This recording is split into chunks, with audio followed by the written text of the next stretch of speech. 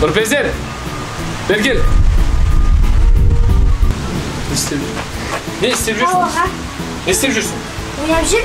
Ойнап жүрмін? Иә. Маған апайың хабарласты, білесің ба? Апайың ұрсып жатыр. Жерге кіріп кете жазады. Апайың айтады. Қарындасыңызға қарамайсыз ба дейді. Журналы кілең 2 мен 3-ке толып кеткен дейді. Ha? Біздің үйде ешкім 3 мен 2 оқымаған, білесің ба? Барлығы 5-ке оқыған. Әке-шешеме не деп айтамын? Ұят емес пе? Апайың журнал жөндесін деп жатыр. Мен айттым, жөндейді дедім. Жөндейсің ба енді?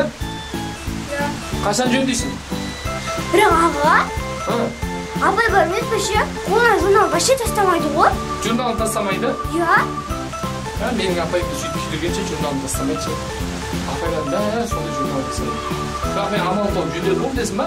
Амал табасың, ол асханаға барған кезде тастап кететін бар. Айгүл апай емес па? Иә. Айгүл апай асханаға барсаң, сол жерге барсаң, жайлап журнал қойып қойды. Сол кезде барып бұны жөндетіп алған. Мен үшін жөндетіп алған ғой. Амал тауып. Ертең жөндетеді болып, түсіндің ба? Бар, тез. Ертең күтемін, маған жөнде. Ауызы ашылып жүре бере берші.